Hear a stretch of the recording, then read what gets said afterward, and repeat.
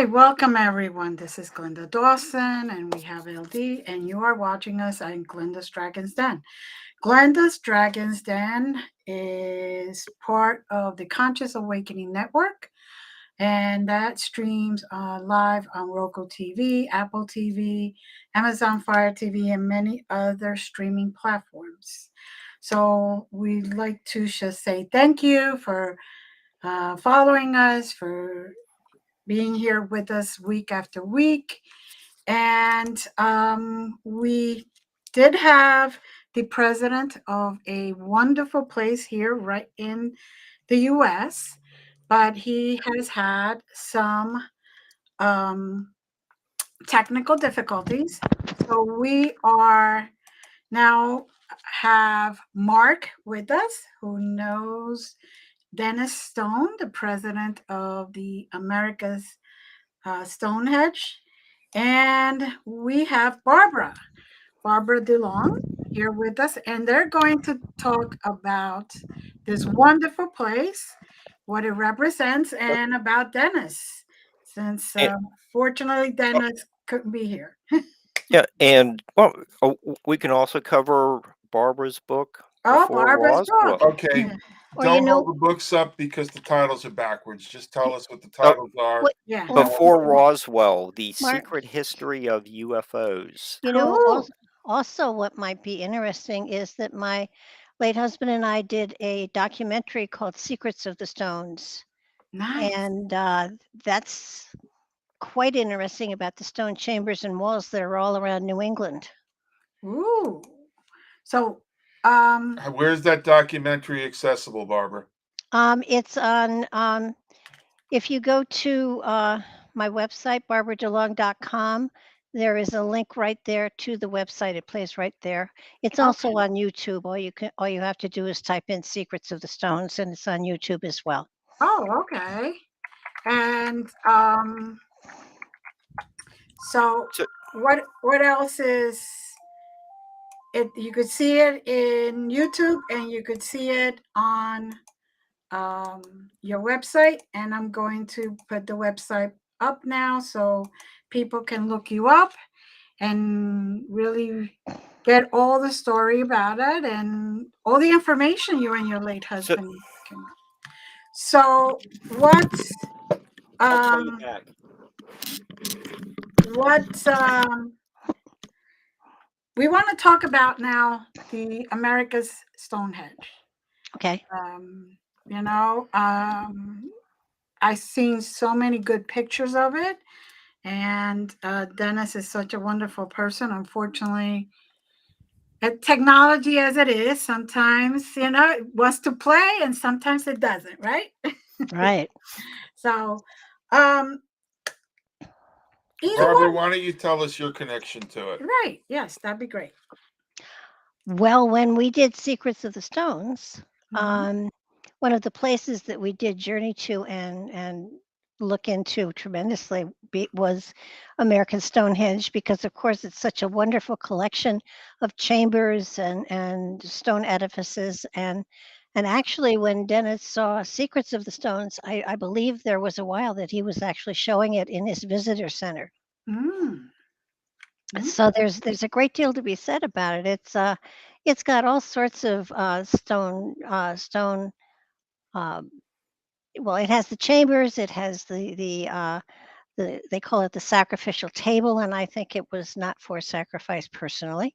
I think it was probably for either making wine or or putting a deer on it, and it drained off the blood and stuff like that. I don't Right. believe that There's no whatever. blood stains on it.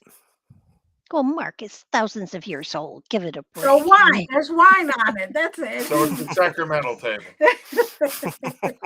Well, yes, actually, you could call it a sacrament for sure. There you go. But the stones there are phenomenal, and the largest stone at America's Stonehenge is larger than the largest stone in the Great Pyramid. Wow. Wow, that is fascinating. So how did they lift They stones stood like on the that in a? bathroom scale, Mark, and they made them that way. It but, yeah, how were they picked up and, with that kind of weight, picked up, put on, uh Obviously, we Well, had you can gauge it with geometry as far as size and the kind of stone it is and the kind of material that stone weighs per whatever. Give me a break, Mark. yeah, it's no, it's just it's just a fascinating, um, topic to delve into, Yeah. I mean, like, they're huge. They weigh tons. The largest stone there is heavier than a locomotive and the oil, yeah, and the coal car that would go behind it. It's just that the tonnage is just amazing. Now, do these stones align as the ones in Britain's Stonehenge do at any time of the season? They do. They have the astrological alignments at the seasonal time frames, there's and about their Is it? stone. 57 alignments. Yeah, mm, it's an amazing place to visit. If anyone is in that particular area of the country, it's definitely worth going to because the different chambers that are there, the different stone circles, the different alignments that are there, it's really a very profound place to visit. Plus, he has llamas walking around, and I know they're doing a lot of lidar and ground penetrating radar and stuff like that going on there. And Drone photography. mhm. mm. And what type of accommodations does he have for visitors? uh, you mean There's what is the visitor center like, or what is the Well, site does he have itself? a campsite? Is he affiliated with no, places for people to stay? Are you aware of any of that? No, there's a no, big parking lot. No, it's a visitor center. You go in and you walk through the property, and since I've been there, they've expanded it tremendously. They've taken a lot of trees down, so a lot of the alignments are a lot more obvious than they had been before. Mm. And I think it's a fascinating stone uh, collection, and it's just so coincidental that his last name is Stone. Well, that's coincidental. It didn't start out that way, I imagine. How did Well, it sorry? was it was originally what was it originally, Mark? I can't. It what Well, it was was it originally called? Native American, I believe. Um, it, Mark, it, it- you I don't. have evidence of, like, a weekend, uh, campfire, from a native, uh, hunting Cookout. party. Uh, Indigenous population, right. yeah, from about it was dated, radiocarbon dated to about 5000 BC. Mm. The uh, chambers are dated to about 1800 BC. That is the mystery of the location.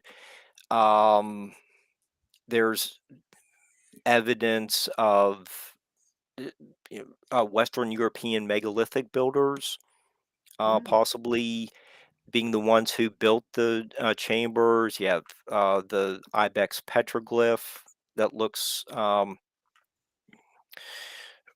like an African antelope. The antlers go back instead of, Outward. like the rack on top of the head. Mm. It doesn't look like a white-tailed deer at all. I sent Glenda a photo of that. So, uh, It was originally called Mystery Hill. Okay. mhm. Yeah, When that's one of the mysteries. when Mm. Yeah, when Dennis's father bought the place, father or uncle, I can't remember which, but um, I think one of the interesting things is there's no real evidence of a long-term occupation. It's not like it was a village. Right. It was more as though it was a spot people traveled to. There's no water right there. Mm. Water is quite a distance away.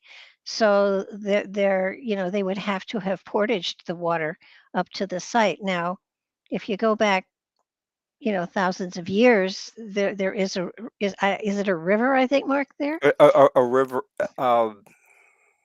about, just say about 2000 BC, the Spigot River came up around the base of the hill. Mm. Yeah, So but that still it isn't that now, close. yeah, now the river has shifted some distance away, but the you know hopefully we reschedule Dennis, but he can get into more detail about the how people may have used the water, the elevation, distant hills. It was touched on when Dennis appeared with Scott Walter on the inaugural season of America Unearthed.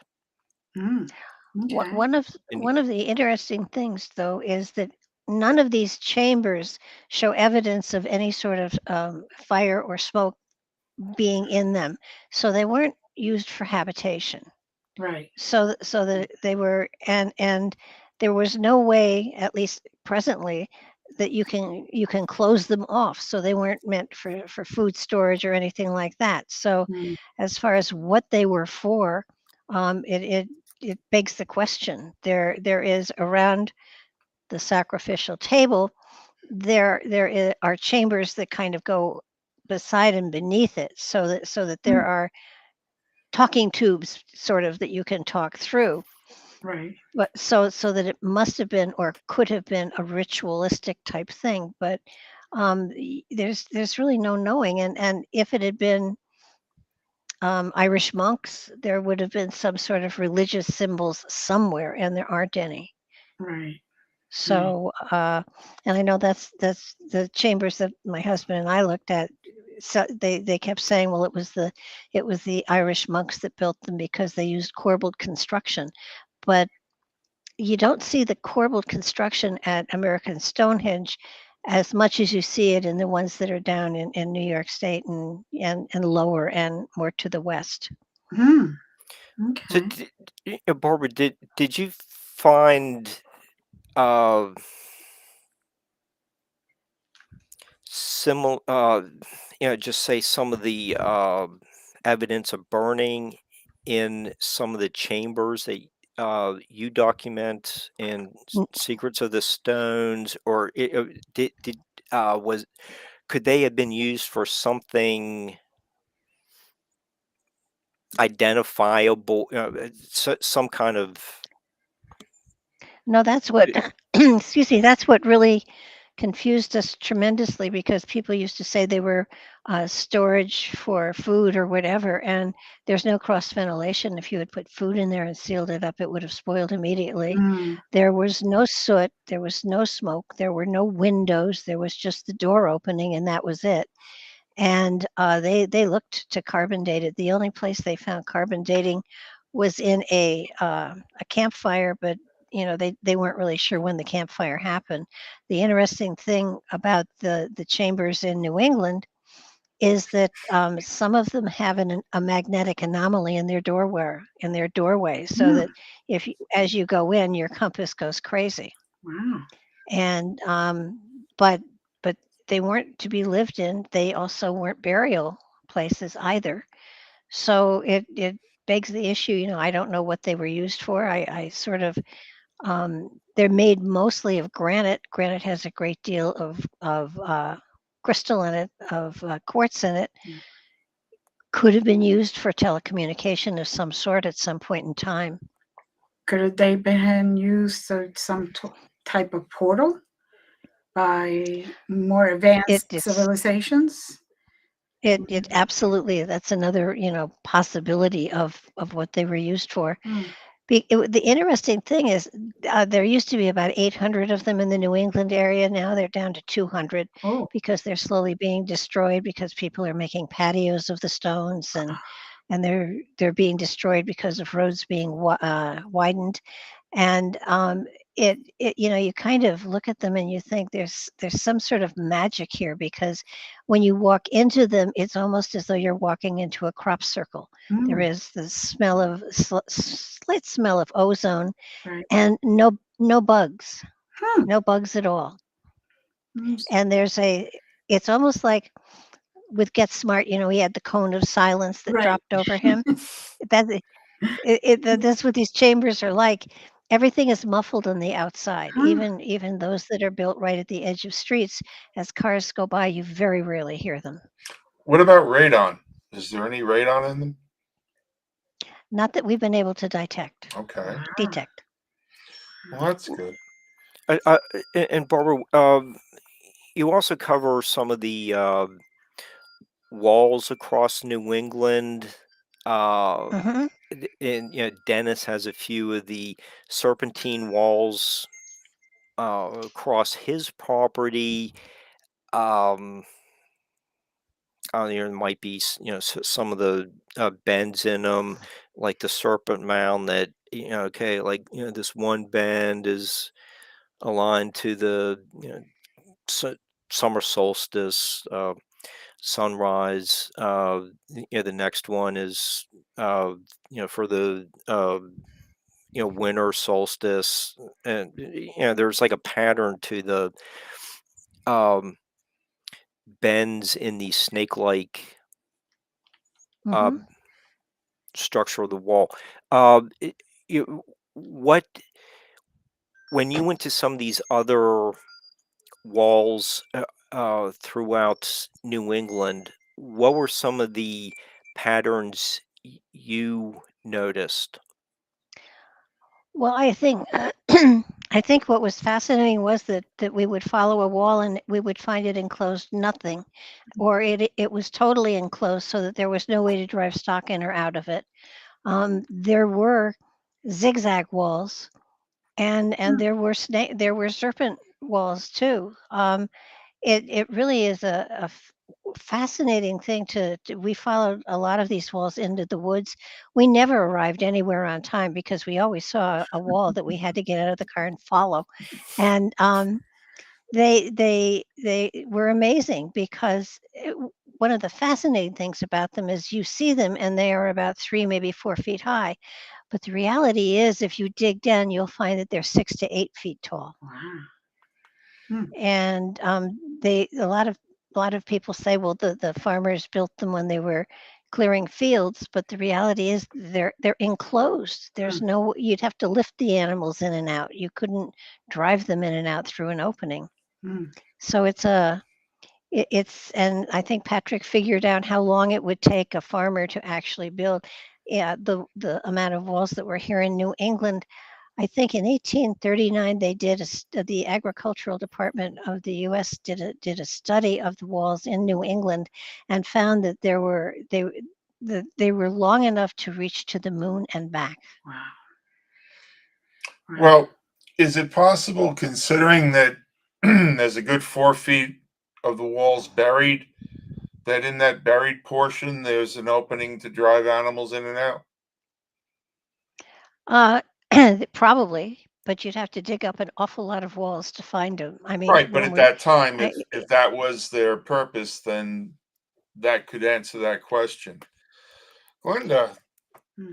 can you in go ahead? it, in in part that is accurate, but uh, these walls, they weren't just some rocks. They were like this wide. They were like sometimes 4 and 5 feet wide. Wow. They're huge walls. Right, but if you have an animal that can jump, that's one way to dissuade it. So, to try and speculate, you can't look at it in a 20th century mindset. As to how it was built, we are very comfortable with the understanding that a lot of the architecture that remains to this day could have been constructed with the help of technology that was not of this planet at that time. hmm So, you know, Well, I think when the colonists arrived here, the governor of Connecticut, I think, I believe it was Connecticut, colonists were writing to him and saying who built these walls. And because they were here when the colonists arrived, and the Native Americans didn't build walls. They didn't claim territory or mark territory. And those that were questioned said they were here when we came. So Mm. there you go. Yeah. So, It's a lot of the stuff that people don't understand that, they think it was just the colonists or the Native Americans, the native indigenous people that were here. Civilization has gotten help from galactics for many, many, many moons. And every single time I believe in from what I have read and seen and channeled and all that, every single time humanity is in trouble, they kind of come and help. So, and I do believe all that. Sure hope they're Well- knocking on the door now. yeah, Glenda just made a great segue into how aliens can be helpful, Yeah. which dovetails into your and Ken God's Words Before Roswell books. Can you explain a little bit about how you and Ken got connected and where the idea for your book came from? Well, Ken and I met through you. You're the one that introduced us. And he was writing a book on Before Roswell, the UFO sightings, and he discovered my website. And my late husband, Patrick Hook, was a biblical scholar, and he had the Bible UFO Connection website, which was the first and the largest one that was on the internet for many, many years. And he had put together the material on UFOs. And it's still up there. It's a huge, huge list of sightings throughout time, going way back to 14,000, 20,000, 270,000 years ago. I can't remember how far back, but it really goes back far. And he stopped at 2000. And when he passed away, I had to take his website down. And so whatever was not in any of the books that he had written, I put onto my website. And it was the UFO section and the section on giants. Oh. So that material is still available to anybody that wants it. And Ken apparently discovered my website and called and asked if I would mind if he used the material. And I said, of course not. Go ahead. Do whatever, publicize it. And he called me back and he said, well, you want to write it with me? And I thought, most of it's written. This cannot be hard. So I said, sure. And he had a lot of it divided into different sections, and he wrote a short blurb with each one, and I added to it, and he wrote the synopsis of the book, and I wrote the conclusion. And it's a fascinating book. I've read it a number of times, and every time I read it, I come across new material that is really fascinating. And the reason that we started at Roswell is because after Roswell, conspiracy started to figure in here. Fear started to figure in here, and prior to that, most of the sightings were very simple and calm and quiet. A farmer's plowing his fields and he sees these things in the air and he wanders into town before he has a couple of beers and talks to the sheriff, and then he goes and has his beers and back to plowing his field.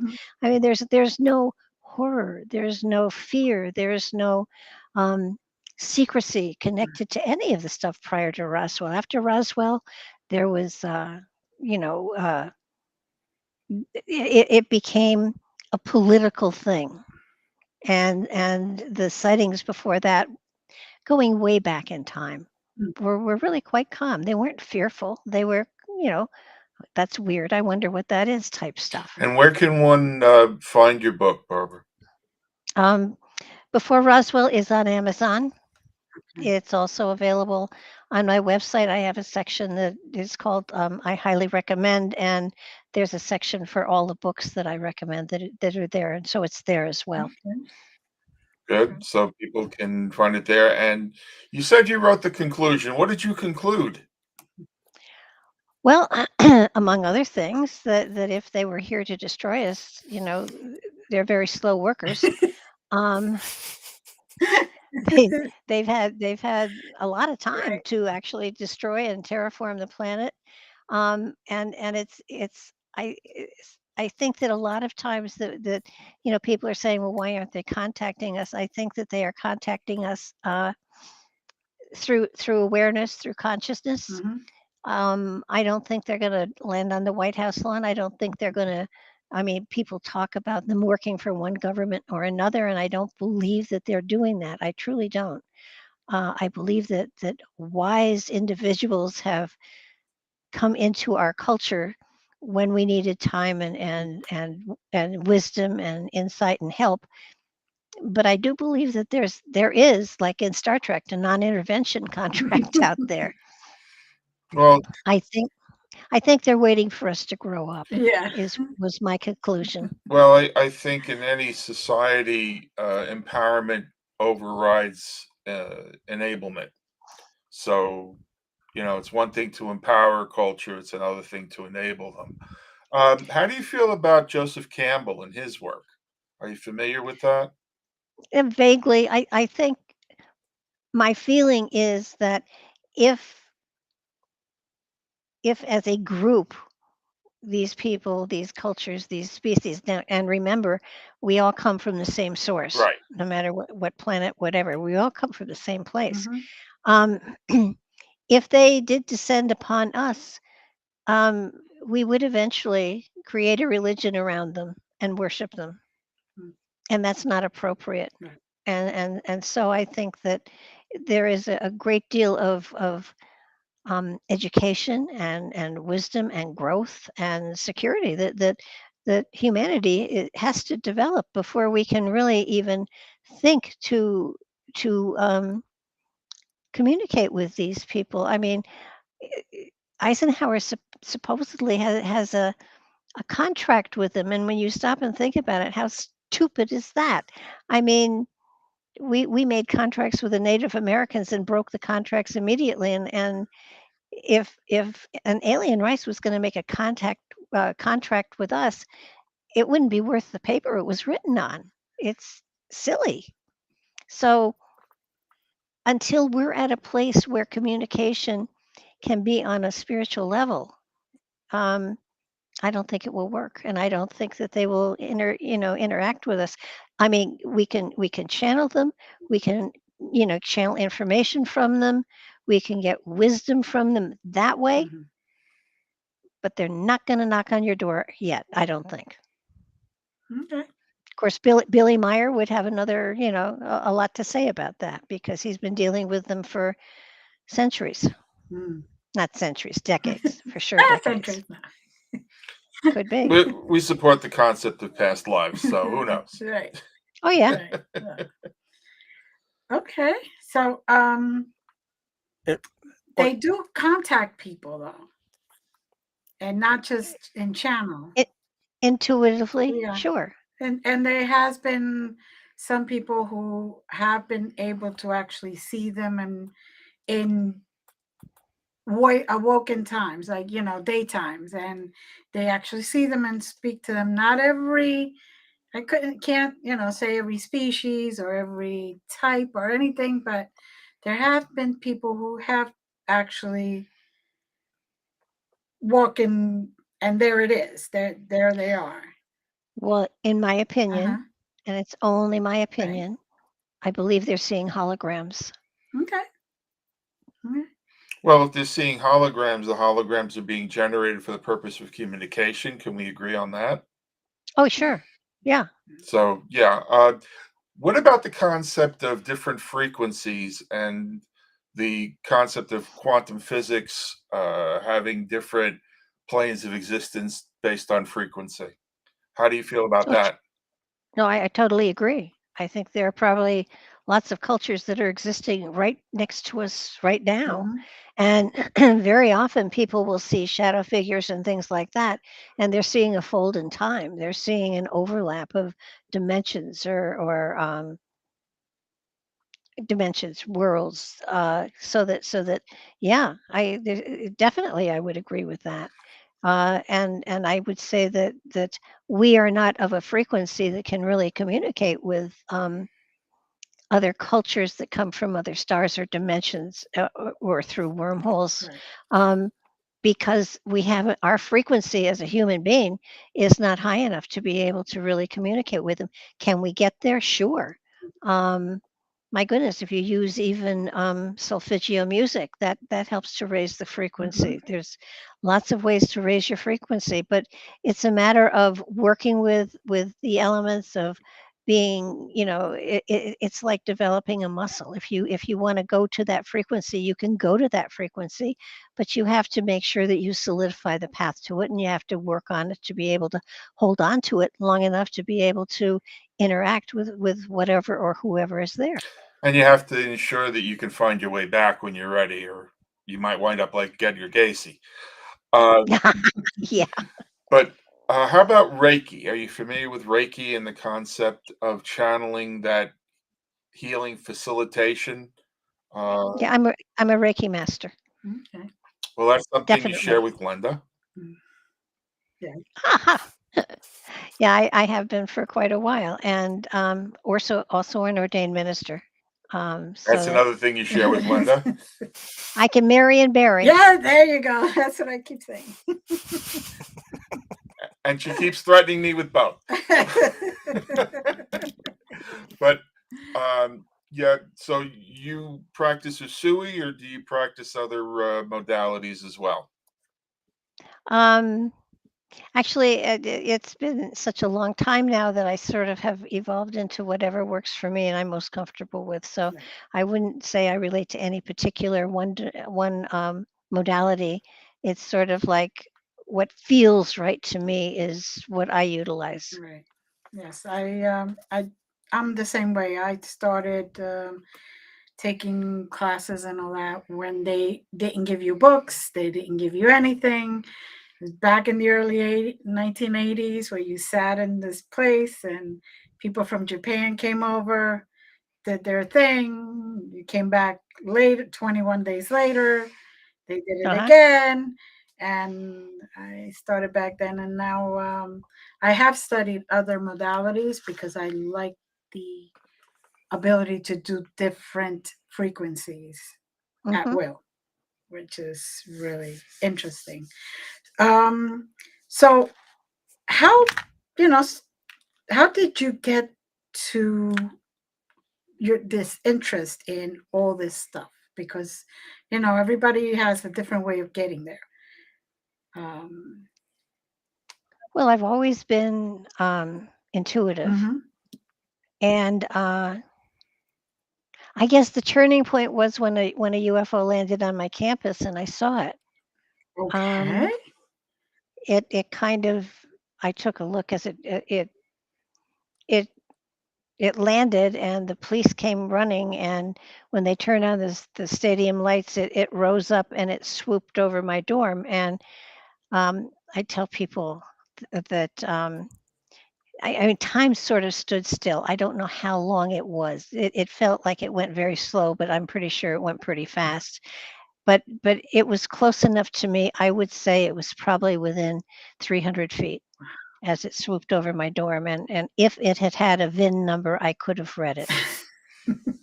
Yeah, And it I think they hail in different ways. Uh, probably.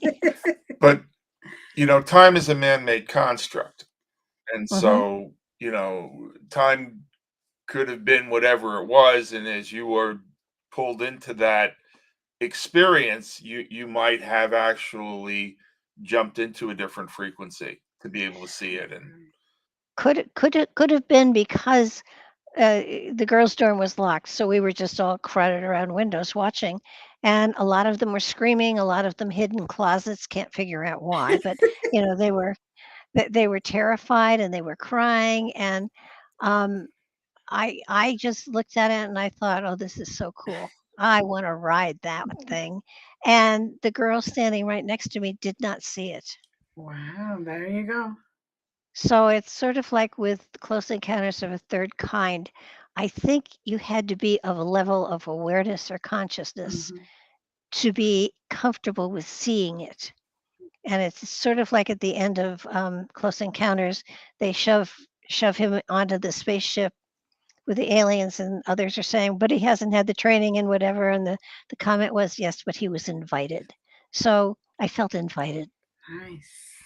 Well, that's no doubt your intuitive ability as well. Oh, yeah. Yeah. Because once you're intuitive, your monkey mind, as Glenda likes to put it, kind of gets out of the way, and you just allow it to happen. Oh, yeah. Absolutely. And since then, it's just I have trusted that things were going to fall into place as they did, and life went on. I got married, I had a child, I got divorced, I got married, I got divorced, I got married, he died, and so You met me. and you're still here. Don't get too close, though. Mark, just keep your distance. No, we've been together for what, 5 years? But we've known each other for what, eight, about 8 or 10, nine yeah. 9 years or so. So we've worked together for a long time. Nice. Nice. And if some of these questions and Barbara's answers seem like they could have been spoken by another guest, um, you know, our we have a mutual friend, the Reverend Michael Carter, who was Yeah. just on with Glenda a couple weeks ago. Mm-hmm. For the Mhm. second time. Second time. Yep. So he's left his influence with us Oh, yeah. Well, numerous times over the when years. when he wrote his first book, I contacted him because I wanted to have him on my show to interview him.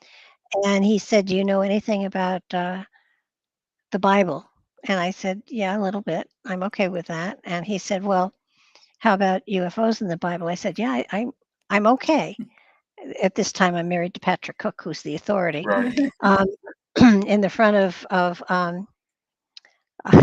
of Michael's book, he thanks Patrick Cook for presenting all of the material and everything, and he said to me, "I really should maybe give you some background and an outline for some of this material." And I said, "Michael, I don't want to sound arrogant, but I think I'm okay."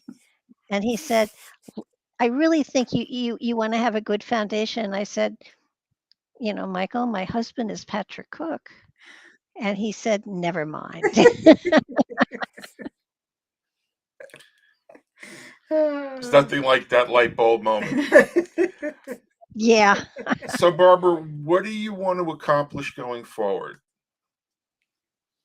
Well, um, this year I published 3 books so far. And what are the I other did, two? We have the one, right? Before yeah, Roswell, yeah, and then I published Whispers of Spiritual Wisdom, which is a poetry book with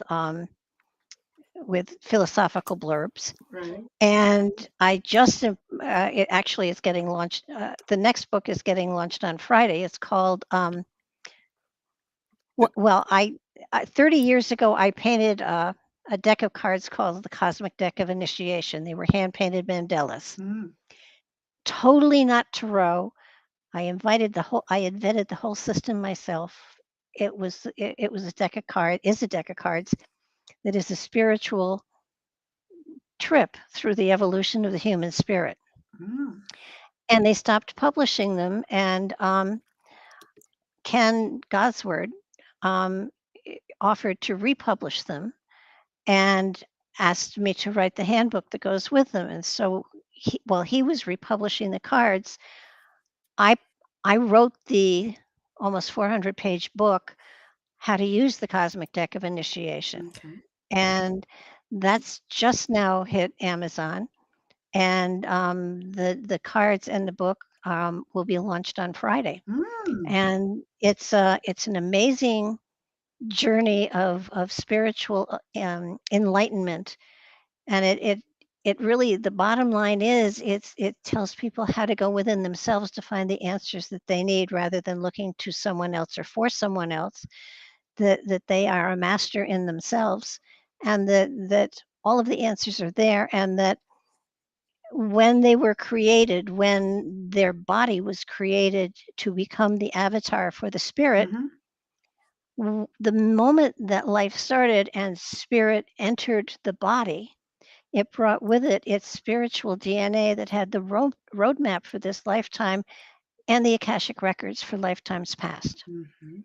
So that all that material is inside, and all you need to do is be able to look for it, and it's there.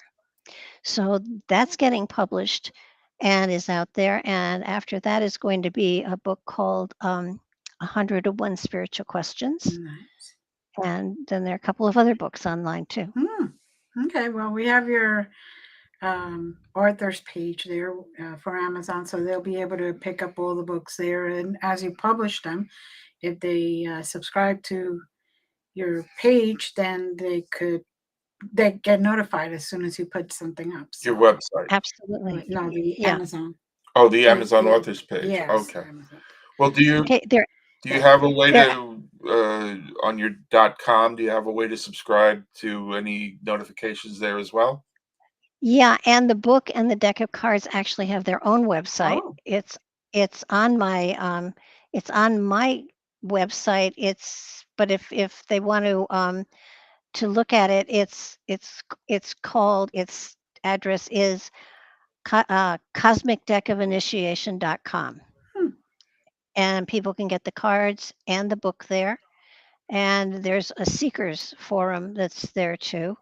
And as of next week or the week after, I'm going to start doing readings on Nightlight on Fridays to sort of help to stimulate the interest in the deck of cards in the handbook. That sounds wonderful. Now, where does it stream? It'll stream. Well, it streams on Blog Talk Radio. Okay. It streams on YouTube, Okay. and it streams on about 30 other servers. what's the word I'm looking for? Thank you. Servers, 30 other servers, TalkStream Live and iHeartRadio and Nice. all of those. And there's the deck of cards Right. link right there. Mm-hmm. So let's say YouTube, which most of our viewers know. What channel on YouTube? It's Barbara DeLong. Okay, well that should be And fairly. that's where Mark is too. That's where his shows are too. He has a show on Nightlight as well. Okay. Oh, good. Good. Good. Now, is there any particular place that you have made your travels that you seem to connect more with? Oof. Well, I would say there's obviously an Egyptian connection, but what I am most intrigued with actually is Göbekli Tepe. I've not been there, but Göbekli Tepe is a place that I think people haven't really researched enough. You're familiar with it? A little bit, not a lot. Okay. On the stone pillars, they have engravings of, and it's supposed to be, they've dated it, they think, to at least 12,000 years old. And on the pillars are all sorts of carvings of animals, and a great many of them are not indigenous to Turkey at all, never have been. But Göbekli Tepe is in the same area as Mount Ararat, where Noah's Ark theoretically landed and all of the animals were set free. It's also in the same area that people have decided that the Garden of Eden was, which as well had all the animals walking around. So And I'm not saying that that's what it is, but I am saying that it's a site that was intentionally buried thousands of years ago for some reason. Hmm. So it probably has a message of culture and growth and understanding and spiritual awareness in it that we haven't yet figured out. And what's keeping you from making that trip? Money. Well, everybody buy the card so Barbara can get there. I think she's earned it. Yes. It will take a lot of cards. Well, there's a lot of people, There's you a lot know. of people. And these are different types of cards, so you know. They actually are. They're all hand painted mandalas. They were all channeled. And what was fascinating was 31 or 2 years ago when I did them, they were very easy to channel and to paint. You know, I mean, it took me 9 months from the first drawing to US Games publishing them. Okay. And Stuart Kaplan had said, you know, well, are you going to write a handbook? Because it had a little white book. Right. And I said, sure. And I wrote one and I gave it to him and he gave it back and said, write it again. And I looked at him and I said, I don't think so. So 30 years later, Mhm. I was able to sit down and really put heavy duty spiritual stuff in the handbook. The handbook is over 300 pages. That's So it goes into all sorts of different concepts and theories. And what I did was there are 52 cards and I put there are several different spreads, but one is a pyramid spread and it's a 6-card spread. And I interpreted every card in the deck in every place in that particular layout wow. so that you know people could see how the information came through, use it or not, whatever. But it also goes into a lot of the solfeggio stuff. I give them information on that, on the chakras, on the different levels of energetics that extend from the body. There's a tremendous amount of information in there. Would it be fair to say that it's more catalytic than an actual owner's manual for the cards? That it's meant to stimulate the person using the cards as opposed to give them specific directives? Well, you can use it for precognition. Right. You can prognostication. It can be used for that absolutely. But the reality here is that I say that it's a spiritual floor plan masquerading as a deck of cards. Okay. That's very interesting.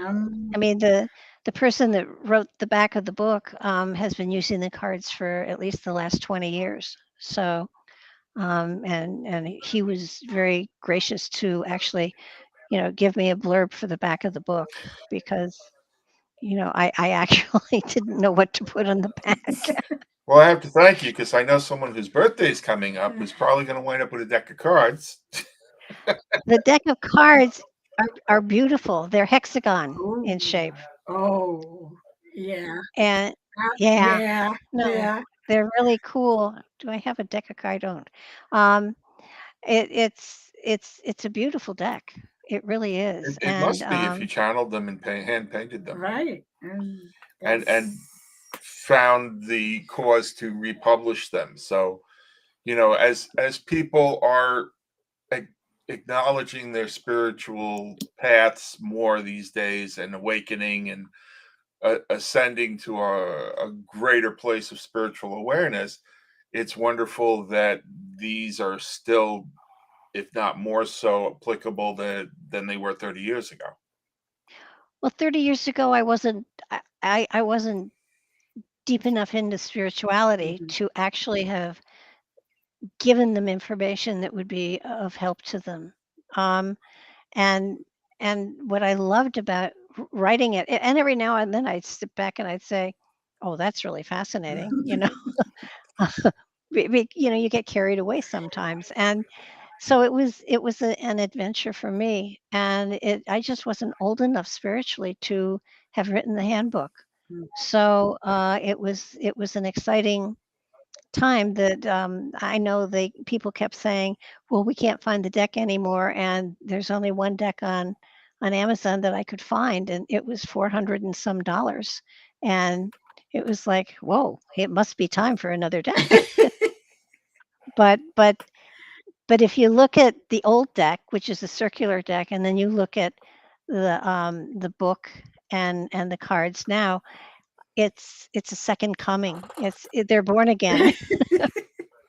But the images are fairly consistent between the two. Is that fair to say? They're exact. Okay. They're exact. They're just in a different shape. Yeah, but that shape brings a lot of more, to me, would bring a lot more energy.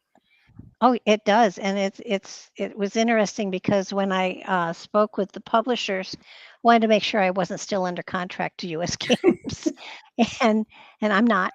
But they returned to me the original paintings, Wow. so Good. I have the originals back, which is really very exciting. Yeah, it is. That's got to be something really precious to you. Yeah, but what the hell do you do with 52 paintings? I mean, really? Well, if you don't know what to do with them, auction them off and go to Turkey. There you go. I mean, wait for the cards to get a little traction, but there you go. You never know. I just I rebirthed them again because it really was time. Mhm. But that doesn't mean that it's a bestseller. It just means that I put out what I was supposed to put out there, and whether or not the world is ready for it is a whole nother ball of wax. But it's out there, Mhm. so I can croak any day now, and my work here is done. Well, my experience is the world is always ready, but it's not always aware that it's ready. Anything that's going to forward the spiritual understanding and practice without Mhm. it becoming dogma or something that's intentionally giving power to something that's not spiritual. We need more of that. Well, that's why I like the deck, because it's basically saying, you are perfect. Mhm. You are part of the infinite. Mhm. You don't need to pray to anything other than recognize what's in yourself. Mhm. And that's what the cards try to tell you to do. Mm. Yep. So how do you build a cathedral with that, Barbara? I tell you, it's been an interesting journey, and I'm really glad that I had the opportunity to do it. I do have other stuff I want to write, and so I'll get that out there as well. Well, then let's And not have any more talk about croaking any day now. Let's get that stuff out. I'm 79. Come on, I'm not past expiration, but I'm getting up there. Well, But in my book, you live to 120, so you're only 2/3 of the way there. well, that's true. That's very true. It's all how you look at it, Barbara. And you know as well as I do, if this is your mission, then you'll have a way to complete it. Oh, yeah. No, I know there's a lot of stuff yet to do. Right. And every now and then somebody will say, you don't seem to be doing much. What are you waiting? What are you doing? And I keep saying, I'm waiting. I have learned that you wait for the call. You don't make it. Mhm. And when the call comes, you jump on and you're just taken along with the current. Oftentimes, if you try to make the call yourself, you're paddling upstream. Well, to Mhm. me, that's the litmus test of someone who's truly connected spiritually. Because if you presume you make the call, then you're presuming you have the omniscience that you're not supposed to have in this life necessarily. But yeah, everything is timing. Mhm. Oh yeah, and the thing is, it's I don't if somebody starts to collect when I used to do readings on Nightlight, I used to do them at the very beginning, Monday and Wednesday evenings, and my intent was to do free readings for people who couldn't afford to go to a psychic or go to a psychic fair or whatever. Mhm. And after longer than I care to admit, I realized that um, I had created an amazing number of codependent people who followed me everywhere and asked the same question every time. And so you So, resolve that. Well, I did it slowly. I finally got to the point where I said, I'll read you, but I will give you what spirit gives me. And it may not be what you're asking for, but it's what I'm going to give you. And then I even went further and I did what I called a rapid fire reading. And I gave them in about 5 minutes an entire year Mhm. as to what to expect energetically.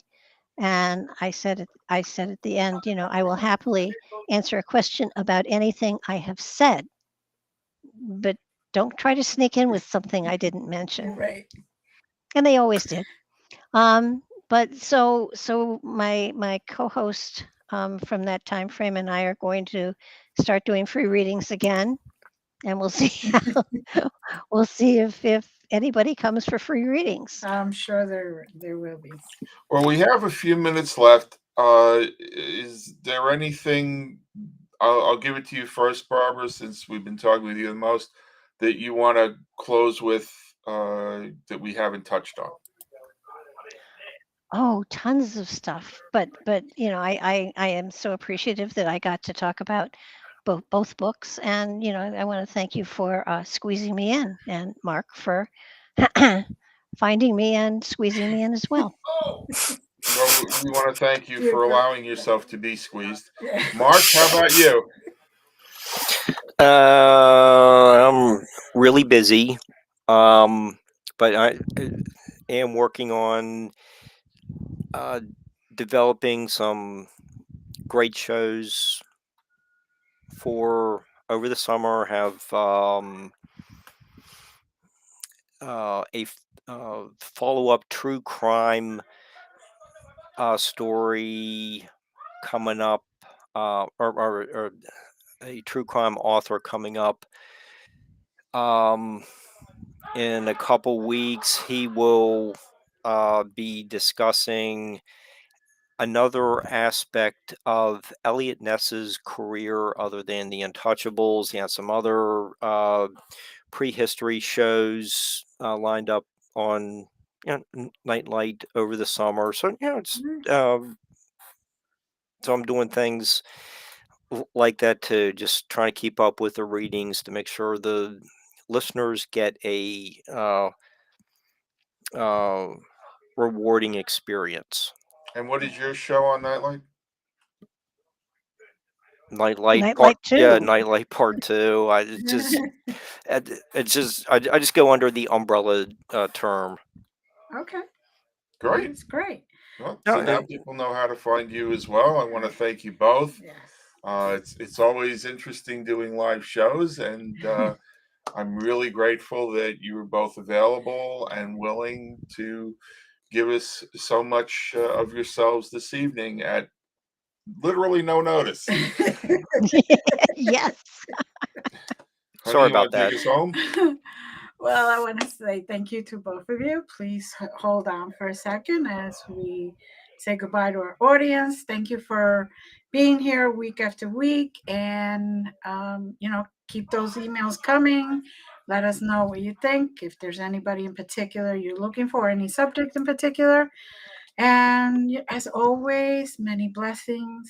We all love you, and we'll see you next week. All you need is love. Bye.